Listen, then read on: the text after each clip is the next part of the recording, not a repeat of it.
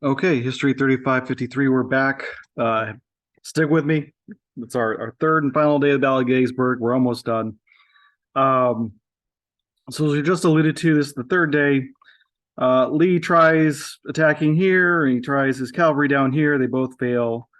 The artillery goes over the heads of the center line here, so the artillery does not do the damage they think it's going to do. But yet Lee decides to still go forward. To be fair, he doesn't know what damage has and hasn't been done. There's too much smoke from the cannons, and so he's going to send a general by the name of Pickett, General Pickett, to charge up this long hill to the center of the Union lines. It's about a mile in the open uphill, and to be fair, they surprisingly the Confederates almost succeed. They get near something called a little clump of trees. They actually break the Union line just for a moment. The Union regroups, pushes off those Confederate soldiers, and basically the battle is lost. Pickett's charge is very famous in military history because of the sheer loss of men. In the matter of probably less than an hour, less than probably half an hour, both sides will lose between 10 and 15,000 soldiers in this little tiny area, quite frankly, about the size of a football field. Put down your pens and papers for a second. Just a fascinating story. Defending on the Union side, the middle there is a General Hancock, and attacking him is a general under General Pickett named General Armistead. Before the Civil War, they were both serving together outside Los Angeles at a fort outside Los Angeles. And when the Union and the Confederacy breaks away, Hancock hosts a going away party for his best friend, Armistead.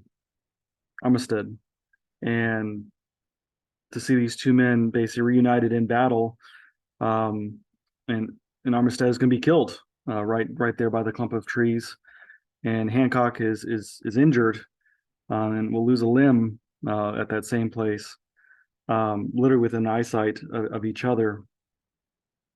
Just shows again how this is a battle really across the states and the countries, and really an internal battle amongst Americans.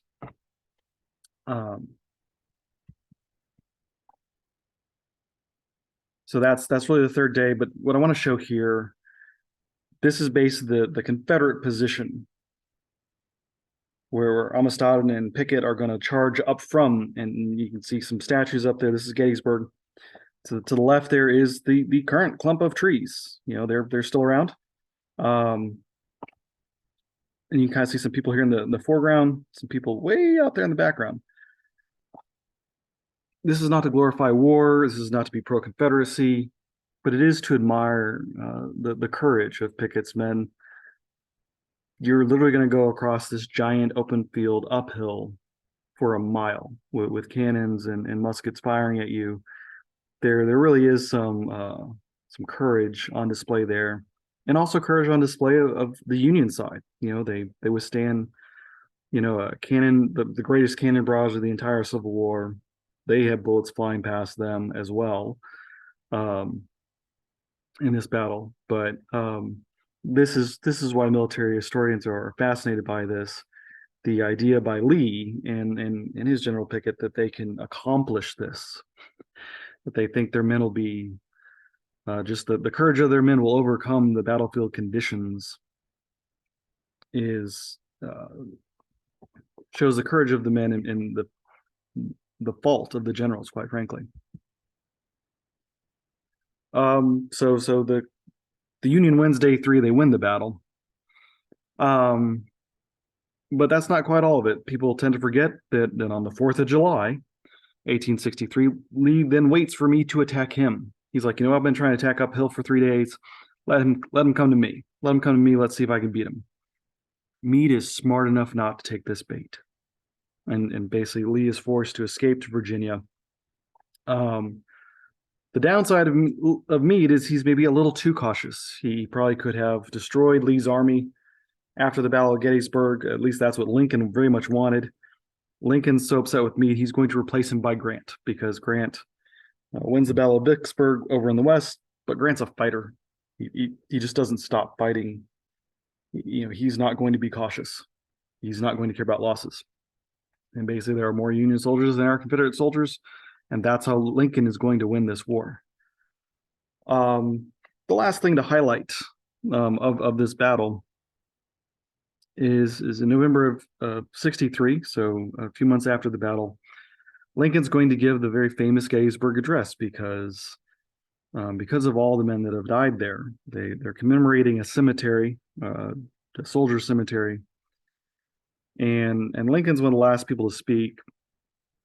The orations go on for hours, and Lincoln gives probably maybe the shortest speech of his entire career, definitely the shortest speech that day at Gettysburg. But it's so moving and powerful because it's so short and brief, but it can be so short and brief because so little can be said about the loss of life, the bloodshed, the courage, the valor shown that day on Gettysburg on both sides. It's a beautiful address. If you haven't read the Gettysburg Address, please read it. Now, just a few little tidbits here on the end. Some people say, the old historical thinking was Gettysburg was a turning point of the Civil War. Today's historians, we don't really agree with that. We really do think Antietam in 62 was a turning point. But I will say, I do think it's a turning point in that Lee can never go on the offensive again. He can never invade the North again. His army is wrecked. And basically from here on out, Lee is just going to fight defensive battle after defensive battle.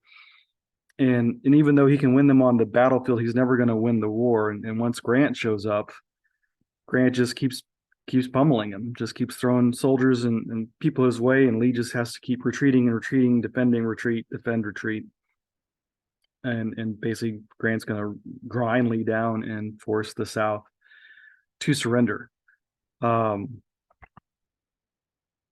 the big takeaways, please make you understand, Gettysburg is a battle in South Central Pennsylvania. The Confederates invade the North for only the second time in a major way. It's a 3-day battle, and it's accidental. Neither side planned to fight there, which is very different for Lee. Lee usually had the tactical order and the strategic order to choose where his battlefield was. But in this case, the Union gets there, they hold the high ground, and they're going to win the battle. And again, Lee's lack or Lee's tactical and strategic disorder. He's missing his cavalry. He's missing his right-hand man, who's been killed, General Stonewall Jackson. And because of that, he's going to lose this battle. And with it, the last, very, very slim chance of the Confederacy winning the war. But it really isn't too important to remember this battle. It's the largest loss of life in American history. Soldiers from every single state in the nation, South and North, died at this battle. And we should remember their courage and their valor on both sides fought at this battle. Takes a lot of guts. You've been fighting for 2 days to get up on day 3. You've watched people that you care about being killed. And for the North, you got to withstand that barrage.